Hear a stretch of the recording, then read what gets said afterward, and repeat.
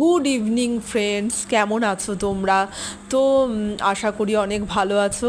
একটা অনুষ্ঠান বাড়িতে গেছিলাম রিসেন্টলি, তো সেখানেই কি খাওয়া দাওয়া করেছি সেটাই আজকে তোমাদের সাথে আমি শেয়ার করছি।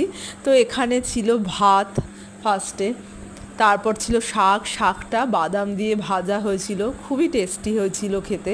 তার সাথে ছিল ঝুরঝুরে করে আলু ভাজা বাদাম দিয়ে।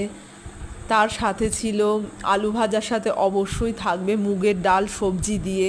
সত্যি কথা বলতে বাড়িতে এত সুন্দর করে মুগের ডাল আমি করতে পারি না, তাই না? অনুষ্ঠান বাড়ির খাবার দাবারের কিন্তু টেস্টই আলাদা। এছাড়াও ছিল আলু আর ফুলকপির রোস্ট, সেখানে চিংড়ি মাছ দেওয়া ছিল, ভীষণ ভালো হয়েছিল খেতে। আর ছিল তোপসে ফ্রাই, একদম গরম গরম মুচমুচে তোপসে ফ্রাই।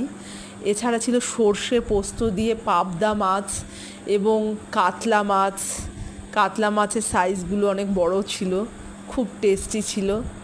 দুটো মাছ দুরকমভাবে করা হয়েছে, তাই আরও বেশি ভালো লাগছিল খেতে। এছাড়াও ছিল ডেজার্টে ছিল পায়েস, রসগোল্লা বাঙালির ফেভারিট, সন্দেশ, আর লাস্টে ছিল দই, মিষ্টি দই আর পান মশালা। Bye bye.